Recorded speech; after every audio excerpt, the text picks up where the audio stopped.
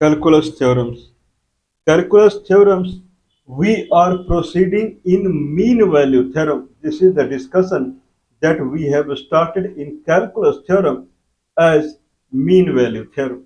Mean value theorem, I don't know how much important it is. The way the name is mean value theorem is primarily used in calculus bigger algorithm. If someone is trying to prove a bigger algorithm in calculus, then sometime mean value theorem comes into the picture. This is what probably we have seen in the past also. I don't remember much Leibniz theorem. Okay, dual variable Leibniz theorem I remember. There we had used mean value theorem. So mean value theorem is a theorem that is I would say it is very helpful in proving other theorem, and that is mean value theorem. Our primary discussion is talking about dual variable mean value theorem. Single variable mean value theorem is pretty clear. If I have a curve, if I have a curve, and in that curve, if I have 2 points A and B, if I have a single dimensional curve, if I have one, if okay, there are two things. One is called single independent variable. One is called double independent variable. Single independent variable is x, whereas double independent variable is x and y. If single independent variable is x, then dependent variable is called function over x or y. Anything. If this is x-axis, then this axis is called function over x-axis or y-axis. Makes sense? Okay, x-axis is independent and y-axis or function over x is dependent. In multivariable case, we have two axes are independent to each other. In multivariable case, we have two axes, they are independent to each other and they are independent. X-axis and y-axis. If I rotate like this, then this is x-axis, this is y-axis. Both are independent to each other and they form a plane called xy plane. Together, we call xy plane as independent, single independent component, and z-axis, that is the vertical, is dependent component. So I would reiterate now. In single variable case, x-axis is independent component and at 90 degree, y-axis is dependent component. This is called single variable case. In single variable case, the unit for independency is meter. Along x-axis, the unit that will be considered for the measurement is meter. In dual variable case, independent variable is xy plane and dependent variable is z-axis. If this is xy plane, then this is z-axis. Z-axis is also known as function over x comma y, f in bracket x comma y, or f in bracket xy plane. This can also be understood. So if I compare single variable case and multiple variable case, x-axis is independent. Here xy plane is independent. Here y-axis is dependent, that is function over x. Here z-axis is dependent, that is function over x and y or function over xy plane. Single independent variable x-axis, single independent variable xy plane. That is the difference. But both is only one. Once one x-axis, one xy plane. Here the unit is meter. Here unit is meter square. Meter square is independent component. Here meter is independent component. Dependent component measurement is meter, that is y-axis. Dependent component measurement is meter again, that is z-axis. Independent component in dual variable case is meter square. xy plane. Makes sense? Okay. Now let's proceed in little bit into the vector tenor. Now what is, if I say I have x, I have considered on x-axis or generally in single variable case, anything we write as look, consider I have 2. Let's take a point called 2. 2, then origin and 2. 2, 3, 4. Let's take a literal in single variable. Let's take a literal as 5. Then what is vertical? If on x-axis, if I say I have 5, then what is vertical? Function over 5. Vertical means what function over x is also called vertical. Means if I have x-axis, this is origin, this is x-axis, and then consider there is a curve that is passing above it, and that curve equation is function over x. If this is x-axis, this axis is called y-axis, or function over x-axis also. Function over x-axis is not mere an axis. Function over x-axis is a value at any point x. If this is origin, and if I have a point x here, then if I say function over x means from here I draw a vertical, and that will go up, and there is a curve that is passing like this, and whatever vertical distance we are seeing when it intersects the curve, that vertical distance is called function over x. Makes sense? Function over x means there are three places where using function over x. If people are avid viewer, avid listener, they would be understanding that there are three places where we are using function over x. One is as y-axis. Instead of y-axis, I can write fx, function over x. Another function over x is the curve that is passing like this.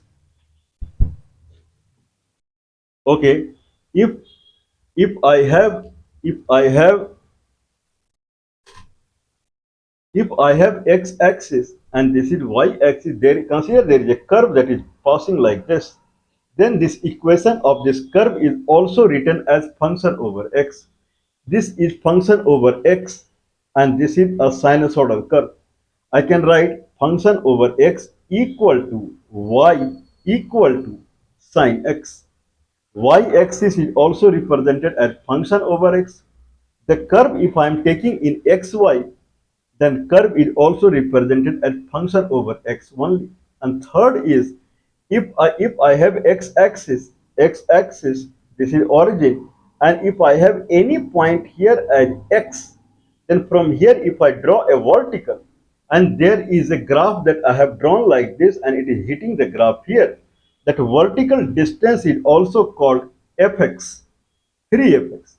Okay, means if I have any point 2 here, and if I draw a vertical and it is hitting this point here, this vertical distance is called f in bracket 2 bracket close, f2, function over 2, where 2 is the displacement along x-axis and function over 2 is the height that is intersecting the x curve at a point.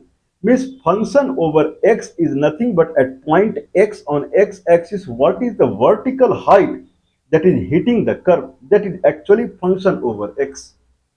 Make sense? Anyway, these are the concepts. Now bigger concept is what we want. The bigger concept is why we are talking this much.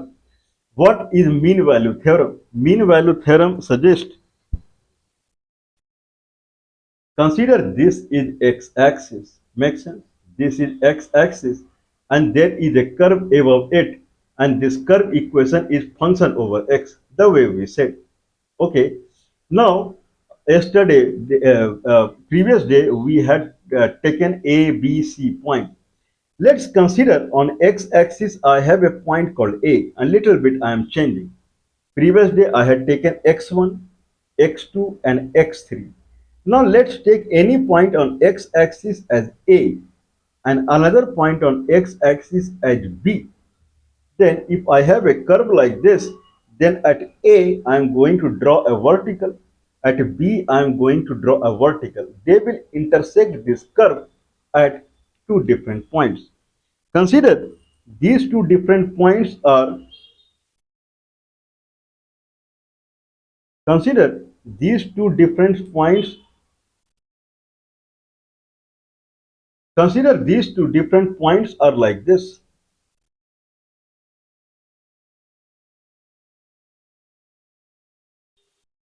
Consider these two different points are like this. Means I have a x-axis, and this x-axis I have a point called A and I have a point called B. At B I draw a vertical and it hits this point. At A I draw a vertical and it hits this point. What this point is? A comma function over A. What this point is?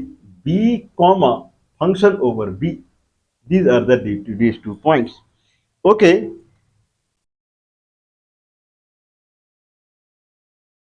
if I connect these two points by a straight line, then this is the straight line I am saying. Makes sense? Okay. What mean value theorem is saying that you draw this straight line connecting point A comma function over A, B comma function over B. You connect a line like this. Now you take this curve that is from x equal to A to x equal to B, and at every point draw a tangent line. Every point draw a tangent line. Keep drawing a tangent line. How many tangent line I will have at each point? Infinite. There will be infinite tangent point. Mean value theorem is saying in that case you will get a point here, certainly one point minimum you will get. There if you draw a tangent at that point, the tangent line will be exactly parallel to this line. One point will come, and that point if I draw a vertical down, this point is called C. Means this point is C comma function over C. So derivative, so the gradient line, what is the equation of gradient line at x equal to c? That is nothing but y equal to dy by dx at x equal to c into x plus some intersection on x axis and y axis whatsoever it is. Means if I say only derivative at that point x equal to c, that then it will be dfx by dx at x equal to c. In shortcut way we can write a d of fc by dx. Okay, or dfx by dx at x equal to c. That is the point, that is called derivative at point x equal to c. If I draw vertical, that point is like that. If that point is like that, then what about so that is called derivative. Oh, I'll try again. So if there is a point called c in between a and b, inclusive a and b, there is a point called c, and at this c point if I go up, it hits this curve, and this point is c comma function over c. There if I calculate derivative, okay, using derivative I can draw a tangent line. So if I calculate derivative at that point, that is dfx by dx at x equal to c. If I do one thing, now if I have connect point A and B line like this, then see what is the vertical gap. This vertical gap by this horizontal gap. This vertical gap by this horizontal gap, how much it is? This vertical gap is nothing but FB minus FA, and this horizontal gap is B minus A. FB minus FA by B minus A means how much vertical is rising per unit change along x-axis, that is FB minus FA by B minus A. From point A to point B, if I move one unit along x-axis, how many unit is climbing, rising? If I take this vertical FA and this vertical FB, then per unit change along x-axis make how many unit change climb along the y-axis? This is FB minus FA by B minus A. That is nothing but the differentiation, more or less. Differentiation is nothing but a local division only. At a local point here, if I move delta x, then there will be movement of delta y. What is delta y by delta x? A momentarily at c. And here we have fb minus fa, that is this delta by this delta. So we are trying to say that if I move from point A to B, then how much change in vertical I am seeing per unit change along x-axis. That will be equal to, if I take any point C, and here how much vertical will change per unit change along x-axis, and both will be same. This is mean value theorem. In a very coarse manner, if I connect a line between these 2 points, and then if I start drawing tangent at this line, one point will come where tangent line will be exactly parallel to connecting these two lines, and that point is nothing but C comma function over C. Simple. Now let's see two dual dimensional case. Dual dimensional means dual independent variable. Dual dimension, this is single independent variable. Dual dimensional case is instead of x-axis, I have xy plane. Makes sense? Instead of point A, that is x, instead of point A on x-axis, point B on y-axis, that has some x value, some y value. We call it A and B. Now let's take 2 points on.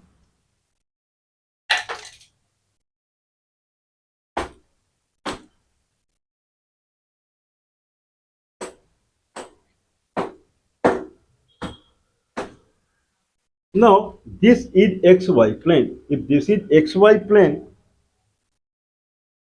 now consider this is xy plane. If this is xy plane, this is x-axis and this is y-axis. If that is the case, consider there is a point called A and there is a point called B. Point A, point B on xy plane. And then I have a surface out here. I believe I had taken surface like this. Consider I have a surface like this above it. Now, if this is xy plane, then above it there will be a surface, not a curve. Okay. If in analogous to what we talked about mean value theorem in xy in x-axis, now we have mean value theorem for the xy plane. Now I have a point here called A. At this point, if I draw a vertical, it will touch the surface. If there is a point called B, and from B, if I draw a vertical, it will touch the surface again. Make sense? What is point A? Point A may be x1 comma y1. What is point B? Point B may be x2 comma y2. Make sense? Now here, if it touching the surface, these 2 points, what these points are? One point is A comma function over A, the way we said. Another point is B comma function over B, exactly same. A comma function over A, B comma function over B. Now what this theorem is says that between point A and point B there will be a point C, and from there if I draw a vertical, then it will hit the surface again. At that moment, if I draw a tangent surface, there it was a tangent line. Here it is tangent surface.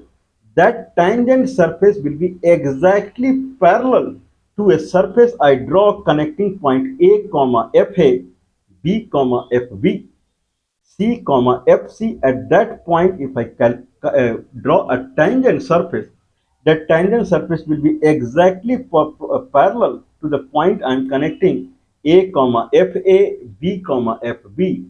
This is mean value theorem in xy plane. X and y both are independent here, and z is dependent upon x and y. Z is fxy. Earlier dependent component was y, and that was fx. Means if this is the 3D surface, this point is a comma function over a.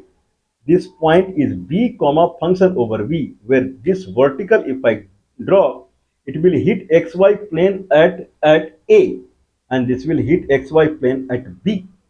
Now, if I connect point A and point A comma FA and point B comma FB, if I connect through a flat surface, then it will make a surface like this.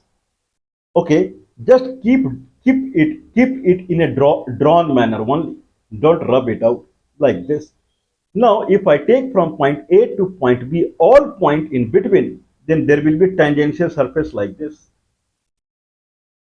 See, tangential surface, one point will come where tangential surface will be exactly parallel to the flat plane I have drawn from point B comma FB to point A comma FA. That was that. And here one point will come, that point is called C comma FC. And if I draw a vertical down here, it will hit XY plane at point C comma at point C. So at point C comma FC, the tangential surface is exactly parallel to the tangential surface I am generating point connecting A comma FA and B comma FB. If I write in mathematics FB minus FA by B minus A is equal to this is nothing but this is division, and this division will be exactly differentiation of fxy at point C. So I can say dfxy by dfxy by dxy plane, because xy plane we are considering as an independent component here. So dfxy by dxy plane at point C, FB minus FA by B minus A is equal to dfxy by dxy plane at point C on xy plane. Now this is called multivariable case, but problem is this is a pseudo code. This is called a generic code. There is nothing in reality. FB minus FA, that is understandable. Consider B is x2 y2 and A is x1 y1. Fx2 minus fx2 comma y2 minus fx1 comma y1 divided by B minus A, that I don't know.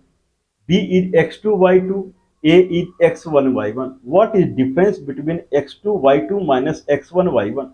It cannot be demonstrated in mathematics. Not possible. Okay, equal to dfxy by dxy plane. Dfxy is understandable.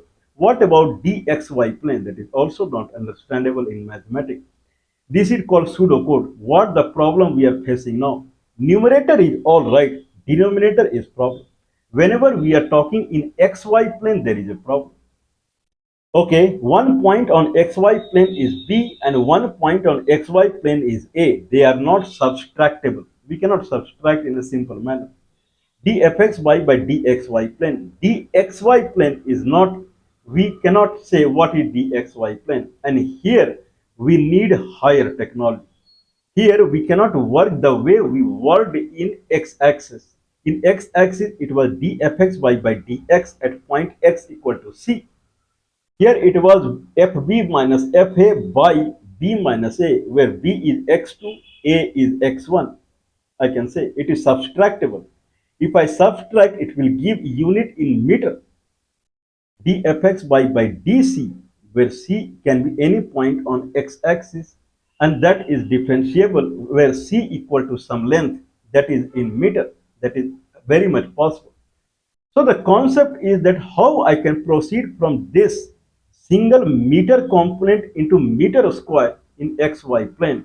And here we have to use a technology called vector. Vector has a ready-made technology for multivariable case inbuilt. Now we have to find of a confluence of algebraic calculus and vector technology, and they will meet each other and they will flow together.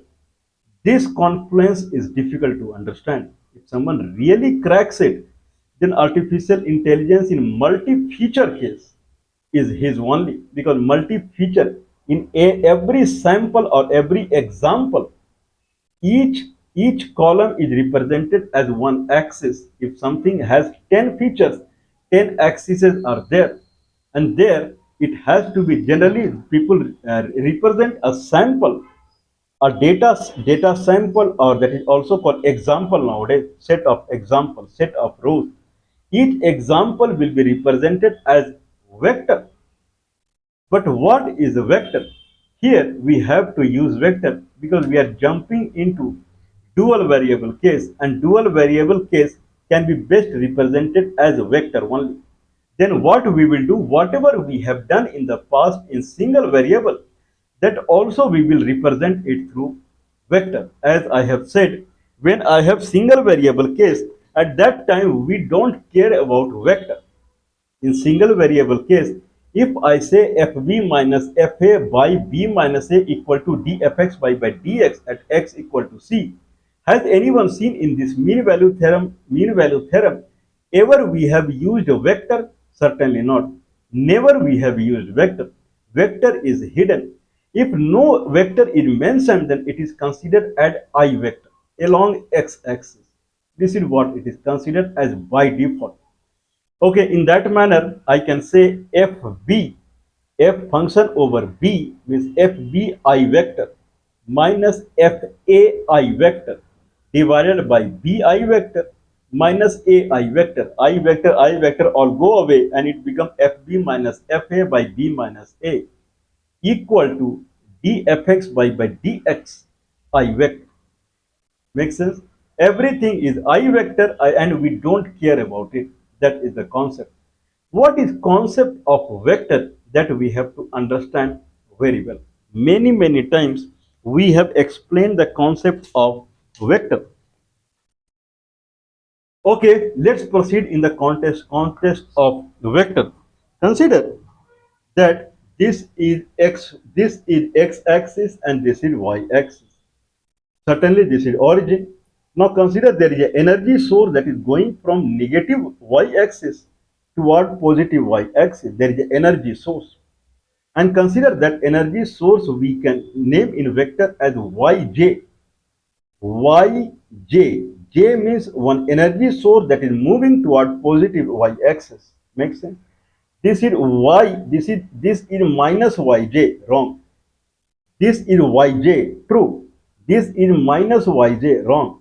Y into y bracket minus j. Minus j means toward the minus y axis. Y is the power of the energy. Yj, if I say there are two components here. Y is power component and j is direction component. If I say I have energy yj, okay, I can better write as 10j, not yj, 10j. If I have an energy called 10j, means energy has a power of 10. J is the direction. They are written together. Is it 10 into j? No, this is the notation vector is used. 10j together. 10 is the power of energy and j is the direction. 10 bracket minus j. 10 is the power of energy and it is going towards minus j. Consider there is another energy source called 5I, means 5 is the energy power and it is moving toward the x-axis. 5 minus I, it is going toward minus I axis. Make sense? This is minus I, this is plus I. This is J and this is minus J. Okay, consider now, if I talk about single variable case, then there is no J because J is dependent component. Energy will be always along x-axis, that is independent component. If I write 10, actually it is 10I. I is invisible there. Means if I talk only about x-axis, then I have two values, 10 or minus 10. Minus 10 means energy is going in this direction. 10 means energy is going in this direction. On x-axis, if I try to draw, this is plus 10 and this is minus 10. It is good, but actually energy is going in this direction, which has a strength of 10. There is nothing negative in the mathematics. Negative means opposite direction. Minus 10 can be written as 10 in bracket minus j. 10 can be written as 10j. Energy that is going in positive direction. Positive direction. Okay, now the convention is coming. Let's try that multivariable mean value theorem. Fb minus Fa by B minus A equal to dfxy by dxy plane. Dxy plane is what? How much? Fxy means vertical. That is the z axis. How much z axis is changing? per unit area change along xy plane. In xy plane, the unit is area. dfxy by dx per unit change in meter along x-axis is making y-axis change how much? dfxy by dxy plane per unit area change meter square along xy plane is making how much change in z-axis? Similarly, fb minus fa, that is the z-axis, how much z-axis is changing per unit area change along x-axis? What is area change? This whatever I'm going to tell now, it is not available in any of the book. What is the area change? If someone is watching very closely, consider this is point A. Consider, oh, consider this is x-axis. Sorry, this is origin. X-axis, y-axis. Consider there is a point called A here and another point B here. Can I draw a rectangle like this? Makes sense? At point B, if I draw a vertical, it is touching a surface at a point called B, comma FB. At point A, if I draw a vertical, it is touching the surface at point A, comma FA. How much is the change in vertical I am seeing at point B, comma FB and A, comma FA? That is FB minus FA. Makes sense? That vertical is changed when there is a where there is a one point A to B, generate a rectangle like this. If I see this much area, how much this area is? A is considered x1, y1. This is x2, y2. This area is y2 minus y1 into x2 minus x1. Make sense? How much z value change when there is a area that is involved? Z value change we see fb minus fa, and that z value change happened when the area that is involved on xy plane is y2 minus y1 into x2 minus x1. If I divide like this, then it exactly tells how much z between point A and B is varying when there is a unit area change along xy plane, and that is equal to at any point C in between dfxy by dxy plane. Means that is exactly at any point in between C, if I draw a vertical and it is hitting the surface at point C, comma FC, then at dfc by dxy plane, at that moment how much vertical would change if I make on xy plane 1 unit area change? But that is a fictitious. If I talk in more realistic way, then consider this is the point C here, A, B, and in between C, not exactly in between, somewhere C. And at C, consider this point is x3, comma y3. From here, I make delta movement and this side delta movement, delta x movement, delta y movement. Then I hit another point here. If this point is C, then this point is C plus delta C. If this point is x3, comma y3, then this point is x3, comma plus delta x3, plus delta x, y3 plus delta y. Then how much is the area we are seeing this? This is delta x into delta y, or y3 plus delta y minus y3, that is delta y, and into x3 plus delta x minus x3 delta x. So this area is delta x delta y. Because I see this much area change on xy plane, correspondingly from point that is C and point that is C plus delta C, how much z value I am seeing? That is nothing but f xy plane, or dfxy or dfc by dxy plane. This is what it is. Makes sense? Now concept is coming. So by dxy plane, I can replace it with delta x delta y. Makes sense? dfxy by delta x delta y, where x and y correspond to point C, that is equal to fb minus fa by b minus a, or that is y2 minus y1 into x2 minus x1. Make sense? This is how it is. Now concept is now coming. What is by delta x delta y? By delta x is understandable. dfx by dfx by delta x, where delta x tends to 0, is dfx by dx. What about dfxy by delta x delta y, where delta x delta y both tends to 0? How I can represent it in calculus differentiation? That is a big deal, and that is not possible. Impossible by algebra.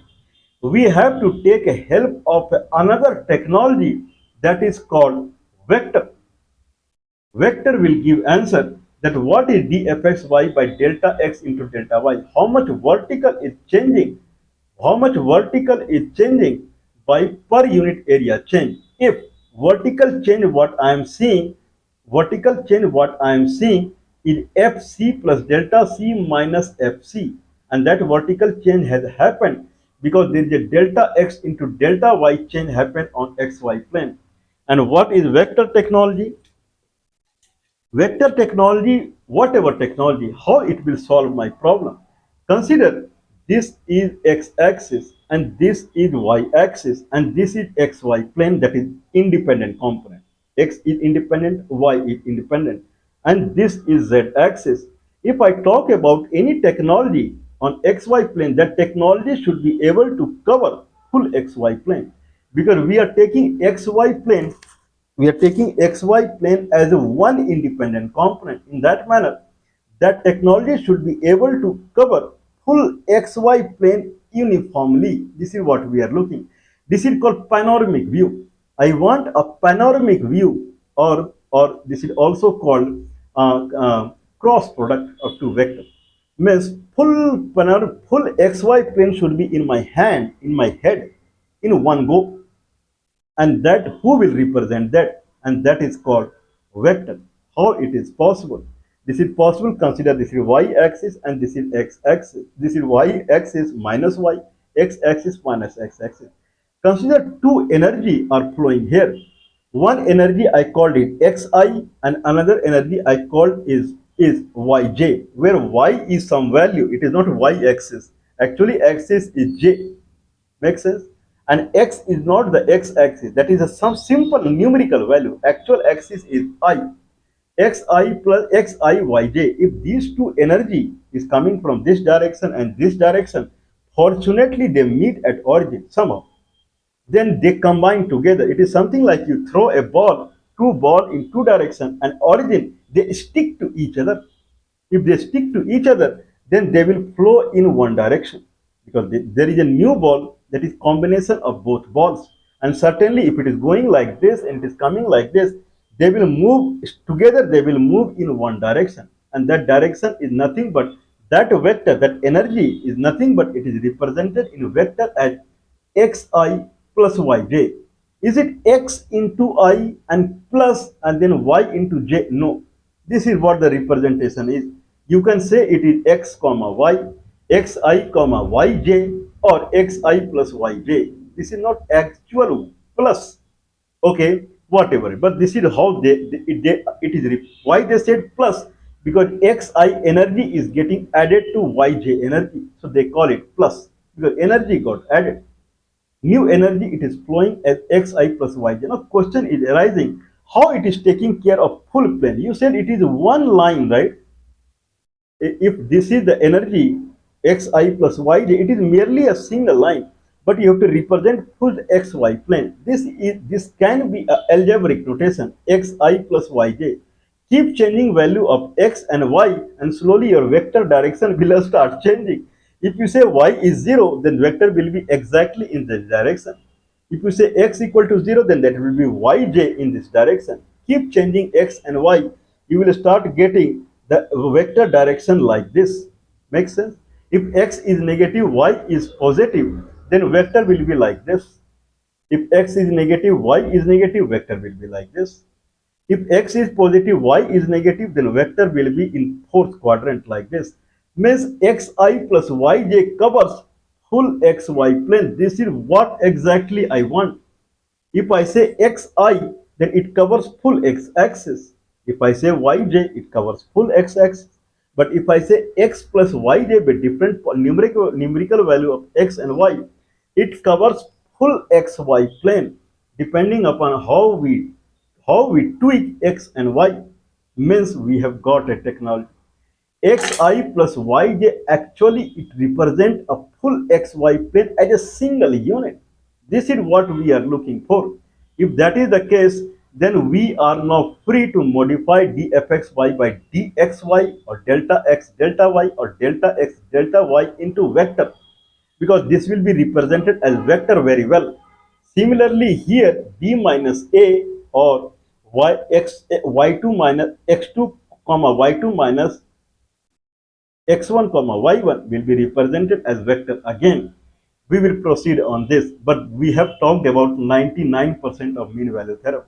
Only 1% is remaining, that is the result that we will talk upon, but it will take little time. These explanation, as I always say, anyone can find in the book. If these explanations are available or not, I don't think so. Personally, I have not read from any book. I don't think so. Please don't mind supporting us. +91 is the India country code. 9483160610 is the telephone number. +91 is the India country code. 9483160610 is the telephone number.